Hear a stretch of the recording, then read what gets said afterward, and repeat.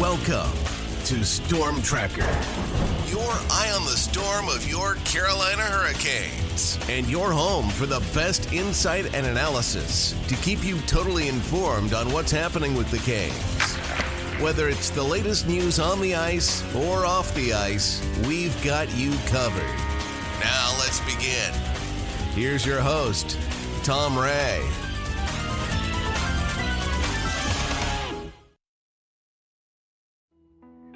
Well, the Chicago Wolves are off to a great start in the playoffs, knocking off the Texas Stars in 5 games to move on to the second round versus the Grand Rapids Griffins. The Wolves' run was fueled by the strong contributions of forwards Ryan Suzuki, Bradley Nadeau, and Noel Philp, D-men Juuso Välimäki and Cal Foote, as well as standout goaltending by Caden Primo. Joining me to wrap up the first-round series win versus the Stars and look ahead to the upcoming series with the Grand Rapids Griffins, I'm delighted to welcome in our Storm Tracker Chicago Wolves insider, Andrew Rinaldi, and a very special guest, Chicago Wolves star forward Ryan Suzuki. Gentlemen. Thanks for having me. Okay, so lots to be excited about these days, for sure. And hey, Ryan, congrats to you and your teammates for defeating the Stars and moving on to round 2. That's very exciting stuff for sure. Yeah, we're super pumped. So it was a great series, and we're looking forward to that. Yeah, for sure. And talking about series, there must be a lot of excitement in the Suzuki home these days with yourself and Nick doing extremely well. Yeah, I mean, my parents don't really get a night off of hockey, so they're traveling around, watching on TV, and we keep them busy for sure. Well, I bet you do, and it's a great time of year for both of you guys. And I've been watching the Montreal series very closely. As it turns out, one of our teammates here on Storm Tracker, Erin Manning, is a huge Montreal fan, along with being a Carolina Hurricanes fan. So she's been watching you closely, and of course your brother as well. So it's kind of good stuff.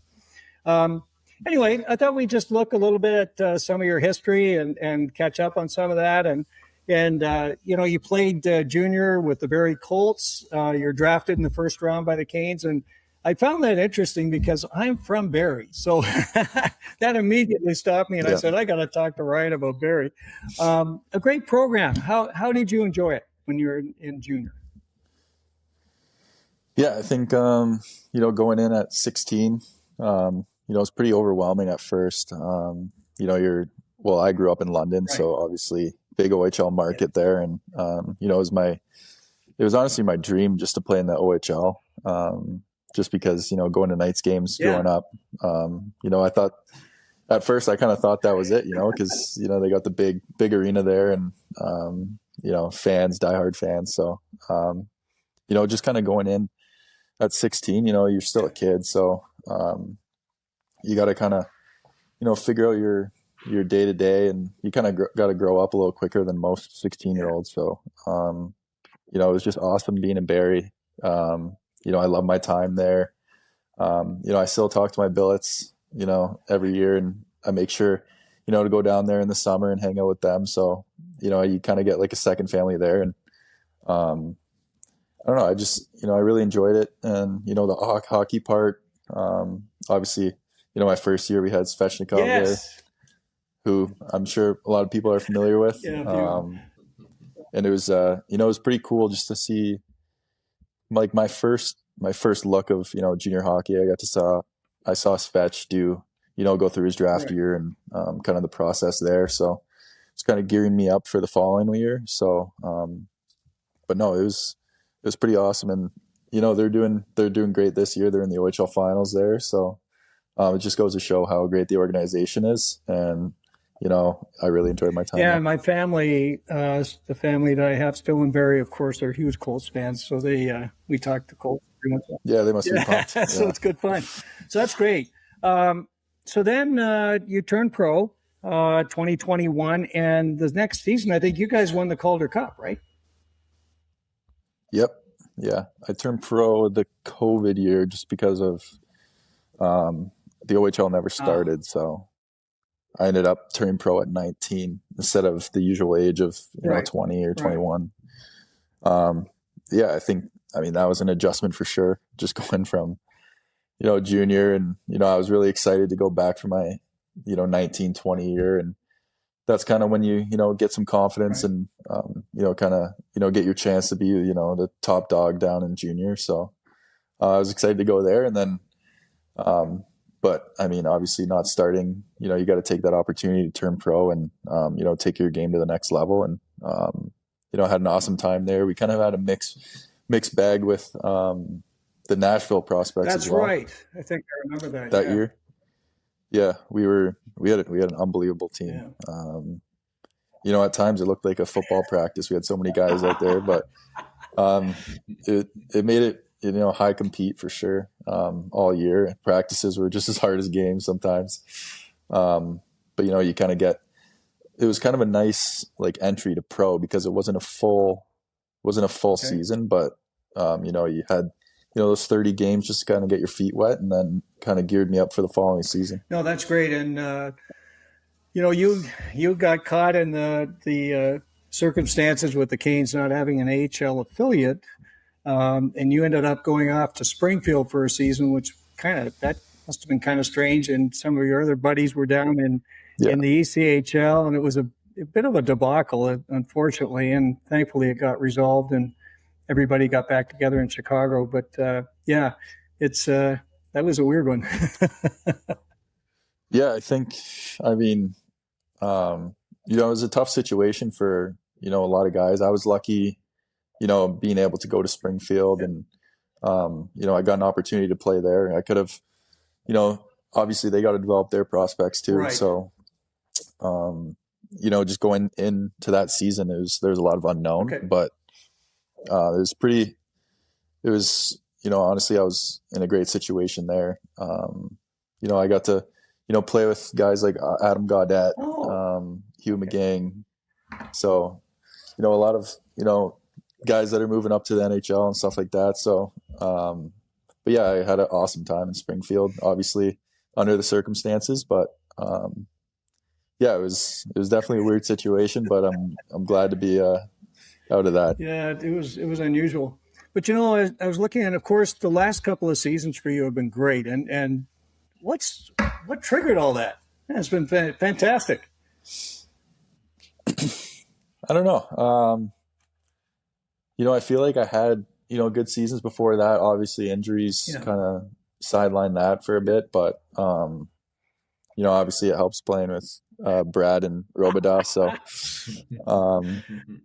but yeah, I think, just obviously confidence is a huge thing. I think, just being a younger guy, you might not be getting all the, puck touches you want throughout the game just because you're playing against better players. So I think, just as you age, you get more comfortable.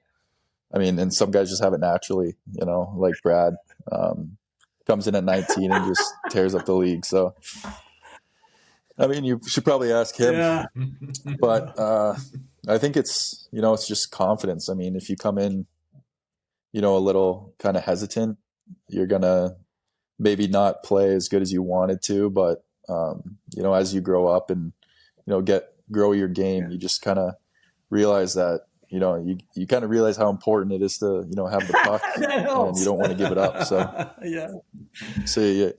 and I think it's just, just the mindset going into each game.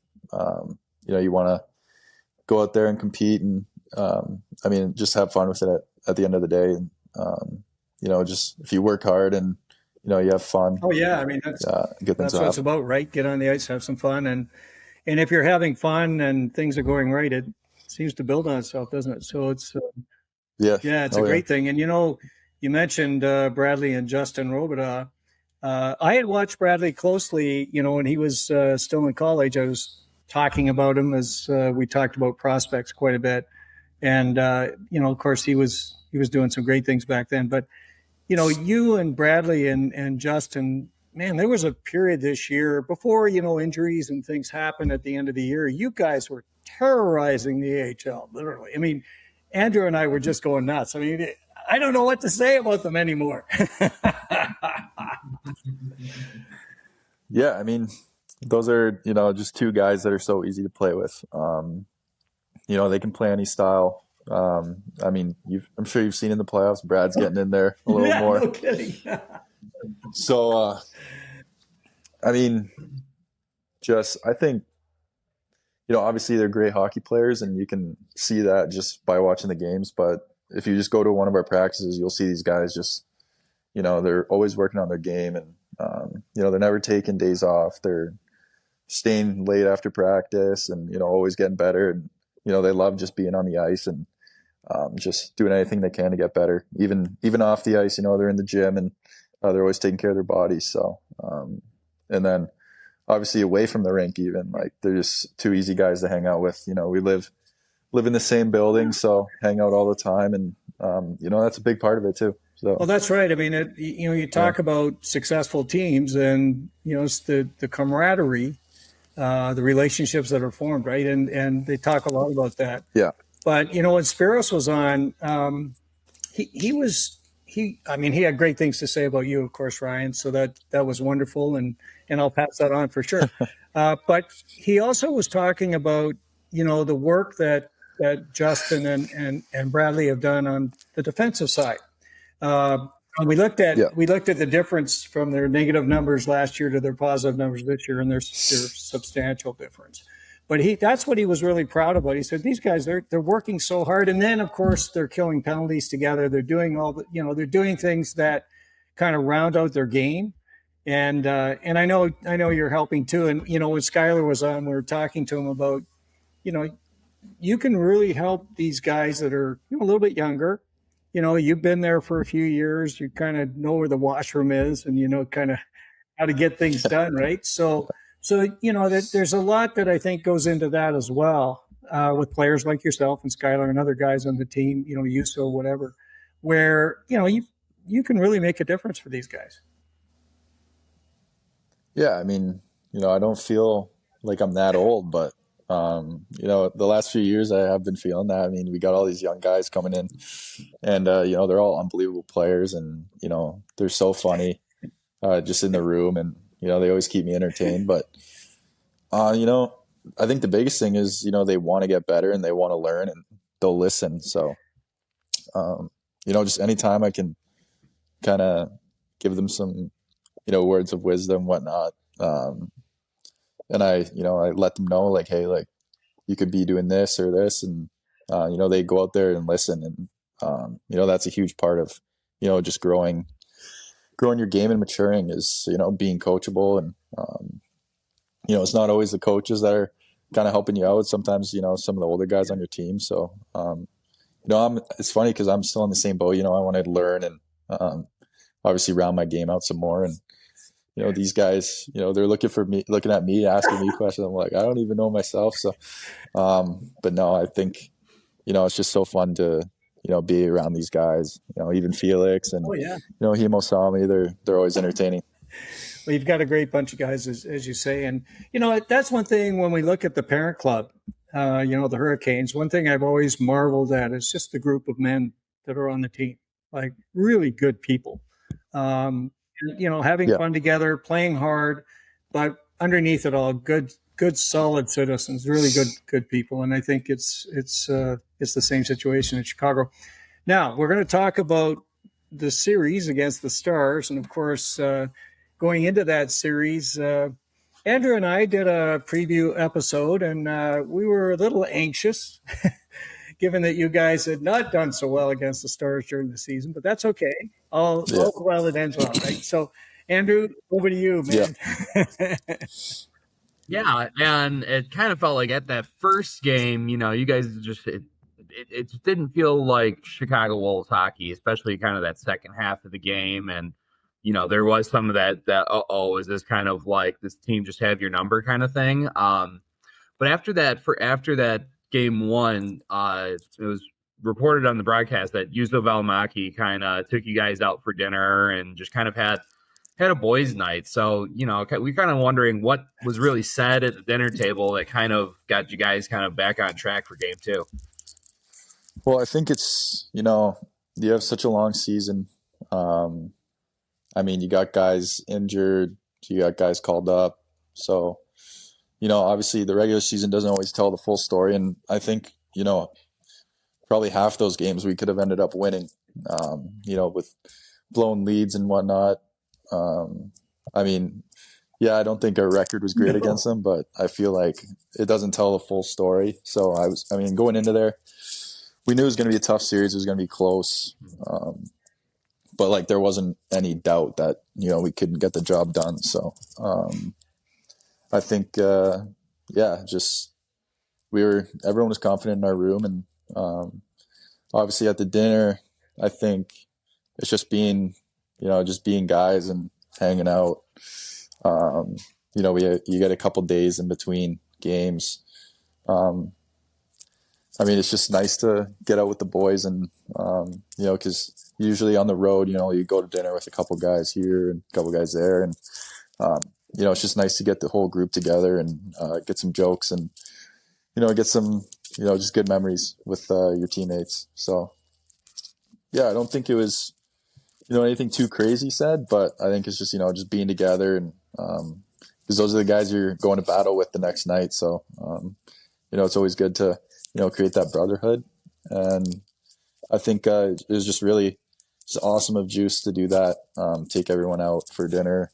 It also kind of shows, some of the younger guys that, when they're, kind of the older guys and, they've signed some contracts here and there. It's just, kind of shows the younger guys that, this is kind of like the culture around hockey. It's, you kind of help each other out and, it's just awesome. For sure. And then Juice, after treating the boys dinner, Juice kind of gets the tone set in game 2 with a couple of big goals, and then in overtime, you hit Dom Fensori for the winner. And, you just got to have a couple big guys there on the blue line that really kind of help drive the offense. And I'm sure Coach Spiros, being a D-man's D-man, absolutely loves that kind of stuff. But for you and the forward core, kind of talk about how having some big play drivers out on the blue line helps you guys out when, you kind of need a couple big goals here. Yeah, absolutely. Sometimes I find myself playing D a little too much, but no, it's awesome. Just kind of having that offense from the back end can, create so much more. Just them joining the rush and, being a threat coming into the zone. They're all unbelievable skaters as well. So, they'll get back if they have to. And, it takes a lot of pressure off, the forwards to score. Obviously, we had, what was it, 3 or 4 goals? 4 goals from D. 4 of them, yeah. Yeah. That helps out a lot. So, the forwards got a little jealous and ended up, helping out a little bit more throughout the series. But no, it's awesome when, having those guys. They're so skilled and they're so fun to play with. And I know we've seen this from Dom a couple times with the overtime winners. He's got that like shimmy celebration, and we've seen you in that as well. Is there I know the fans love it. Is there a story behind that, or did it just happen and it stuck? I think it was just the Costco guys. Do you know who they are? It's like just like the guys on TikTok. They do they do that or whatever. So it was just kind of just a little inside joke, but it was pretty funny because we were talking about it before, and he does it a little too fast. It's supposed to be a little slower, but he was just excited, so I get it. But we talked about it before, and he ended up scoring an overtime winner. And I don't know where it was, but he didn't do it. And then I was like, why didn't you do it? And then he hasn't forgot since. So it's and he scores a lot of OT goals. So it's always fun. Well, I was just going to mention, we love seeing it, especially on a big win like that, for sure. Oh, yeah. I was just going to mention that Andrew and I have talked about Dom a lot because, of course, he's a guy that's in the play and offensively moving it so much, and so he comes up a lot, and I'm sure that as Andrew's saying, he's always great to have guys like that lugging the puck up because, wow, they can really go. Yeah, I mean, he's my roommate too, so we live together, and he's one of the best guys ever. So, I love seeing him join the rush, and anytime I can hit him, I'll try my best. Well, it's funny you mentioned that because when Skyler was on, his roommate is Charles Alexis Legault. And we were talking about Charles Alexis Legault. He says, that's okay. He's my roommate and he's over there. Yeah. That was fun. We love fun. Yeah. And so, game 2, 5-4, 9 goals, a lot of offense going around. And then you guys get home for game 3 and it's 2-1, tight checking, it's, talk about 2 completely different kind of styles there. So, in the postseason, it's all kind of about like adapting and kind of taking the game to your opponent as opposed to kind of just letting it come to you. And so how do you guys find that, like, that you adapt to your game kind of as it goes on, you find ways to win no matter how it comes to you? Yeah, I think, regular season, sometimes you lose games that, you're happy with how you play. And sometimes you win games that, you're not happy with. And in the playoffs, none of that matters. You just gotta win. So, obviously probably coaches don't love when you win 5-4, but if you get it done, you get it done. So, but no, I think our team, we can play any style, we can play high offense. We can, kind of lock it down. We got, 2 unbelievable goalies to back us up.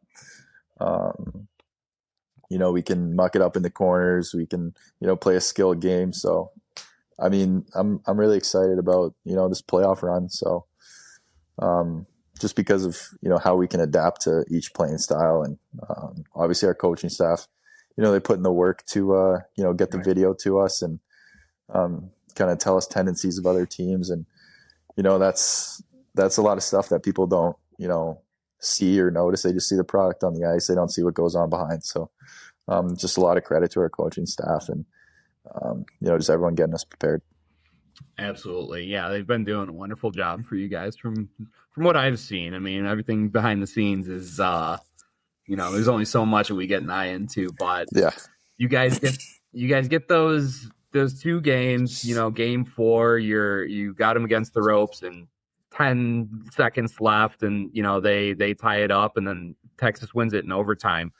I mean, for us on the outside, it seems like, heartbreaking, like that was the chance kind of deal. But it did seem like you guys were rattled in the least bit. How do you guys kind of take away like a response after a deflating loss like that and turn it into something positive? Yeah, I think it was tough to give up the lead with 10 seconds left.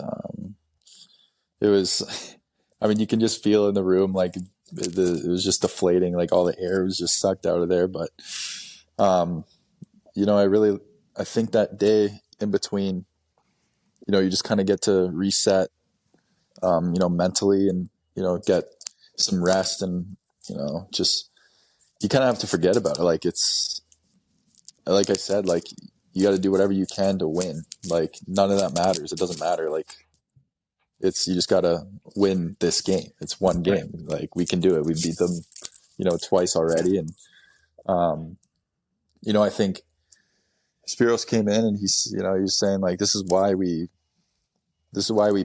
like played so hard in the regular seasons to get that second seed and to have that home ice advantage. And, this is why we did all that work all years to get this advantage. So, I think our group is just like so resilient. You've seen us come back from 5 goals at one point in Cleveland. So, we're not worried, like one bit ever. So I think, when you have that positive swagger, throughout the lineup, like I think everyone scored. Like we had scoring from all of our lines, D-men, like we know like any team, whatever they throw at us, we can handle. So, no, I was super excited because, growing up, you want to play in the game 7s and I know it was game 5, but it's a game 7. So, that's when it matters most. And, it was just awesome. And you hear that from players a lot. Like We hear that, of course, in the NHL as well. They love it when it's a Game 7 and everything's on the line, and you're just putting everything out there, and there's no use leaving it. Just go and play hard, right? So, Yeah. but we've talked a lot about the depth of the Wolves. I mean, we're astounded. And I remember when Spiros was on, we were kind of laughing because Noah Philp had come down. You guys had acquired Victor Neuchev. So you had kind of put together a new line alongside Felix Ungersorm. So gave you another kind of offensive line. But I was kind of joking because I said, man, now you've got Nikita Pavlichev and Evan Vierling on what would be a fourth line, right? Holy man, you guys are loaded. Yeah. And so we had some fun with that. So you got to, you guys are deep, and that's one of the things that we see with the Hurricanes. I mean, there's so many, similarities between the two teams as we cover them, is what we see. And, I mean, there's every reason to believe you guys can go. Yeah. Yeah. I think, we don't really have like a fourth line.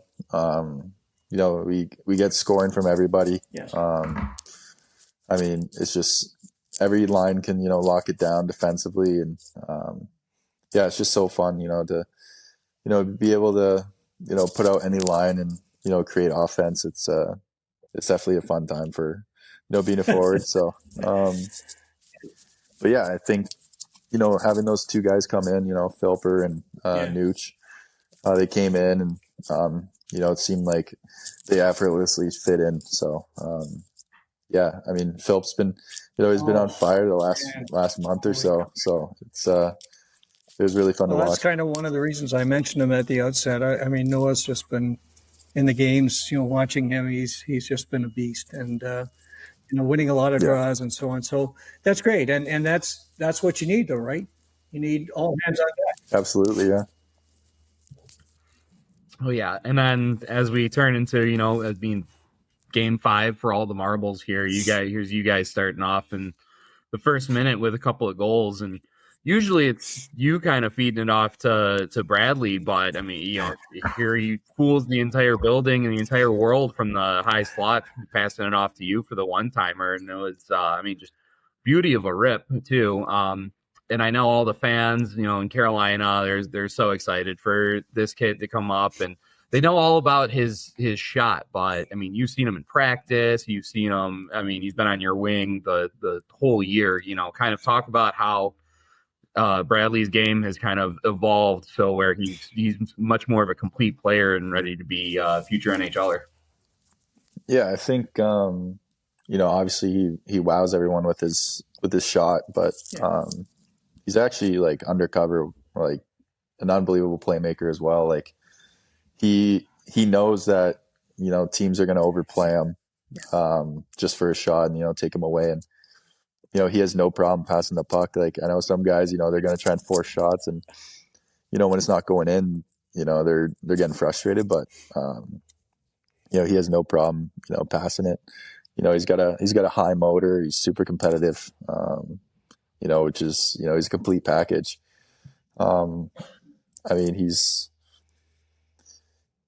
if he can't score goals, he's gonna make plays to other guys, and I learned just kind of being around him. He's he always wants to be better, and he'll do anything the coach needs him to do. He'll go out there and he'll fly around and hit guys if he has to. So he's awesome. He's been awesome to play with, and I'm lucky to have him the last couple of years. Well, it's interesting. You mentioned flying around hitting people. Like one of the things I've talked a lot about has been the heavier game that he plays. He did that with the Canes when he was up, and he's certainly done that with you guys. So it's great. But I want to just say that, and I thank you guys profusely for this. You scored a couple of goals in the first minute of Game 5, and that was great because then I could relax a little bit instead of sitting there like this, a little game. So thanks for doing that, and I know you were very much involved, and so appreciate that, Ryan, and that was a great start, and boy, what a way to set the tone. Yeah, I mean, I wasn't relaxed. I mean, we had a 2-goal lead the game before, so I was hoping we started with 3. But no, I think anytime you can, get early goals, it's, it takes a little bit of the pressure off, but I mean, you got to know there's so much time left. Sure. So, you got to keep playing your game. You can't kind of take a step back. You got to keep going. And, lucky enough, we ended up doing that, and we ended up cruising to a good victory. Yeah, and I mean, you're right, because after that first minute, in that second period, Texas, they get one back, and then next thing you guys know, you're killing a 4-minute penalty.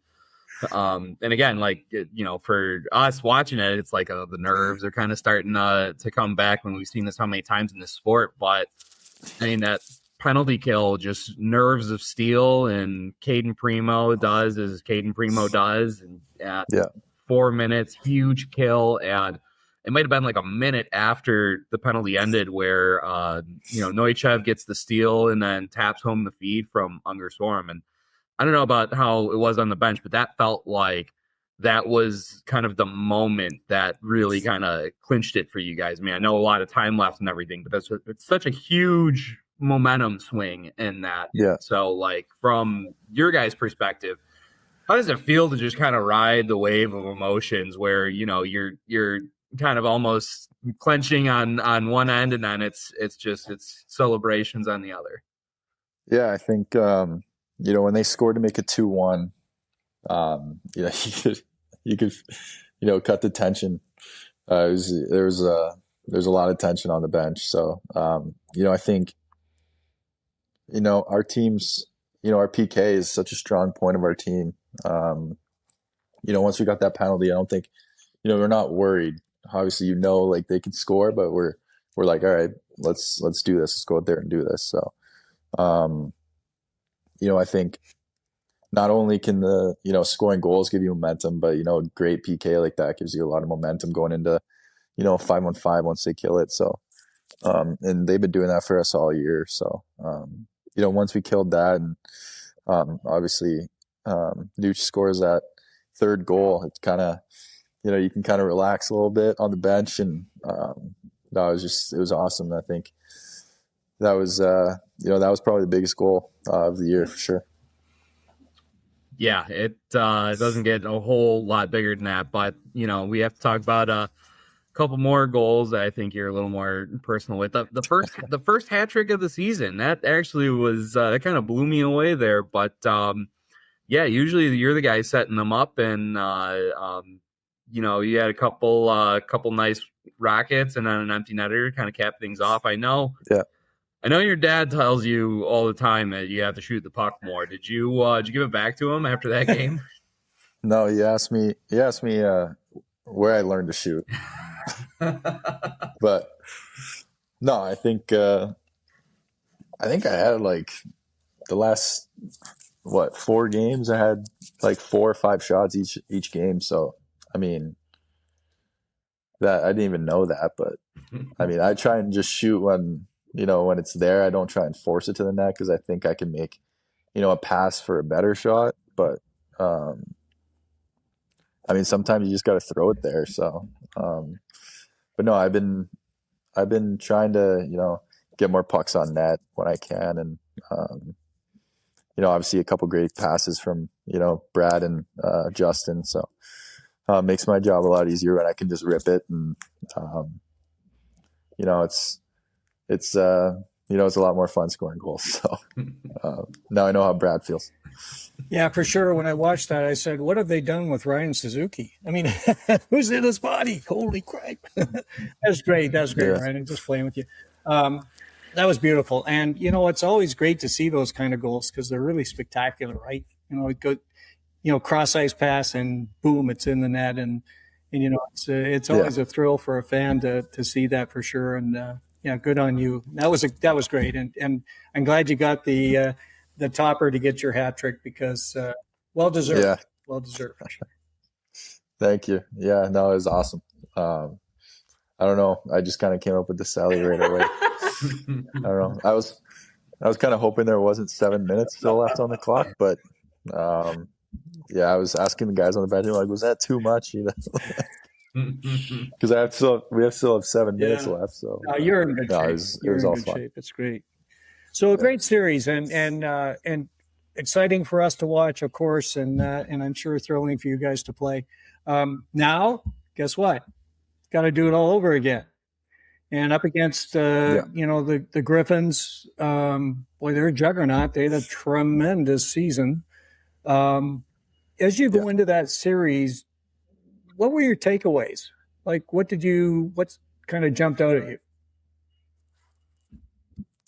Obviously, they're a top team in the American League. They had an unbelievable regular season, but I think we've played them really well.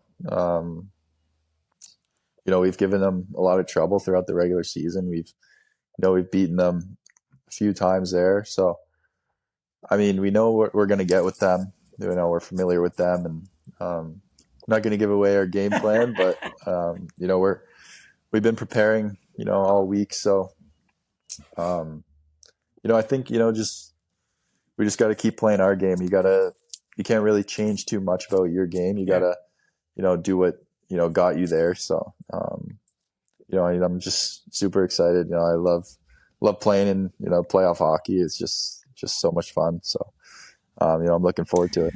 Well, I've looked very closely at the Griffins, and there's a lot of similarities. They of course have some very top prospects, but they've done something interesting. They brought some folks over from Europe. They've got I think 3 or 4 folks from Czechia. So, veteran players that have played a little bit longer. But they just brought, they've got Sandin Pellikka back, so you're going to have to keep an eye on him. And he's a guy that can motor, of course. And they got Gustafsson back on the Blues. So you guys are going to have to be mindful of all those guys that can really move the puck on their back end. But you've got the same thing. So, either team, right? Yeah. I mean, obviously, you pre-scout, so we're familiar with a lot of their guys. And, I think the biggest thing is we just got to go in there with, the momentum of the last series. But I think, like I said before, like our team can, adapt to, any kind of style they kind of throw at us. If they want to play heavy, we can play heavy as well. And, if they want to play fast, we can do the same thing. So, I'm super excited to get going this week, and I'm just ready to go. Oh, yeah. And you were, we mentioned it before, you were on that 22 team that went all the way and really kind of ran roughshod over the entire league on their way to Calder Cup Championship. And I mean, you look at the guys in that roster: Podorowski, Nason, Levo, Chatfield, Lajoie. I mean, the two-headed monster goaltenders in that and everything. It was a great roster, and you guys have, we talked all about the depth on this year's squad as well. So what kind of similarities do you see, the qualities that kind of mirror that team that made a championship run as you guys are looking to make your own here? Yeah, I think you kind of said it all there. I mean, we got 2 goaltenders that can, steal games. We got big D-men that can move the puck. We got, offensive scoring defensemen. And then we got depth throughout the whole lineup. And then, we got a guy that can, score.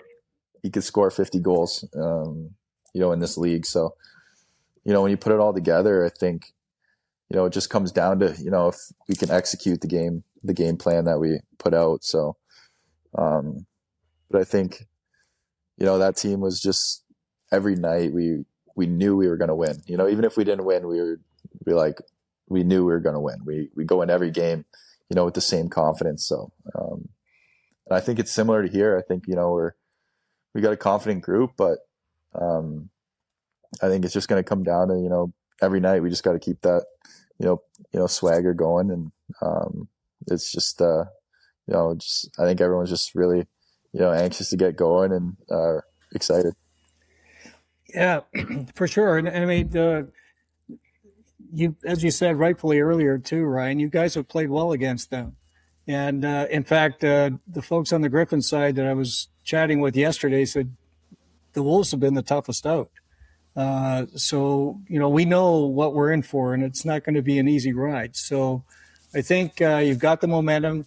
You beat up on Texas, who seemed to have your number this year. So you proved that, this is a whole new season, right? So Yeah. You're starting fresh.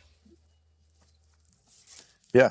I mean, we know, playing these guys, I don't even know how many times.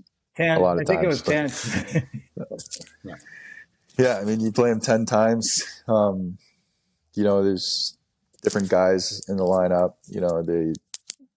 Just the AHL in general, you're not always playing the same team. So, we know we haven't gotten, their best version of them. So I think, we're excited for that test as well. So, but I think they haven't got the best version of us either. So, that's why, this time of the year is so awesome is, you get to see, it's best on best. And, I'm just super excited.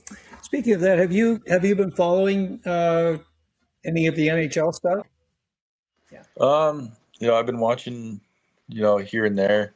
Some of the later games, they're a little too late for me to stay up and watch. But obviously, my brother's games, I try and watch all of those if we're not playing. But and then obviously Carolina. But yeah, I think with our schedule and stuff, we had a lot of time off, so it was nice to watch the NHL playoffs. And it's just always the most exciting hockey to watch for sure. So we've been enjoying that. Yeah, I mean that's the thing is whether obviously watching you guys in your playoff hockey, which is great for for all of us to watch, and of course the NHL, it's just insane, and to watch the Hurricanes win 8 straight games is just legendary. Like, it's incredible. Oh my God. Yeah, I think somebody was saying in the room, I think is the record 9? I think it is 9. Yes. Yeah. I think it is 9. Yes. Yeah. So I mean, yeah, One that's more. anytime records are in conversation, it's it's pretty cool. So I'm excited to see that and see what they can do. Okay, so as we wrap up, hey Andrew, any comments, and then we'll pass it over to Ryan to just close out. If Montreal ends up advancing, who do you root for? Do you root for the guy that signs your paycheck, or do you root for the family? Can I just cheer for both? No, I always say, I just cheer for Nick as as long as he's doing well. Whatever that means. Obviously I want him to succeed so bad. So I mean, it's tough because I got buddies, in Carolina but blood's thicker. So I just want him to do well. That's all I'm saying. So from your side, Ryan, just some final thoughts as you think about what's ahead for you and your teammates. Yeah, I think it's the most exciting time of the year for hockey right now. So we had a great first round there, and we've had a great season, and a lot of exciting moments throughout the year. And I think we talk about fight for another day together. So the more you win, the more you get to play together, and we have such a close group. So I'm excited to see what we do in the second round. And thanks for having me. Listen, it's been our pleasure, and I know you've got a lot on your plate. You've got a few days off, which is kind of nice or whatever. But thanks so much for spending time with us, Ryan. This has been great fun, and we learned a lot, as we usually do in these types of sessions. So thanks so much. And Andrew, of course, always great to have you on board and talking Chicago Wolves hockey. For those of you who've been watching or listening, of course, all three of us are delighted to spend time with us. If you like this episode, please press the like button. If you have questions or comments for any of the folks here today, please put those in the comment section. And finally, if you want to be alerted of future episodes of Storm Tracker, please press the subscribe and the bell buttons, and we'll make sure you're alerted just as soon as they're available. As always, we thank you so much for spending time with us. and look forward to getting together with you real soon right here on Storm Tracker.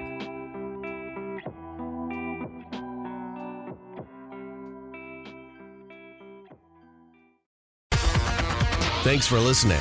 Be sure to like, subscribe, and tell your friends for everything with the Canes. You need Storm Tracker.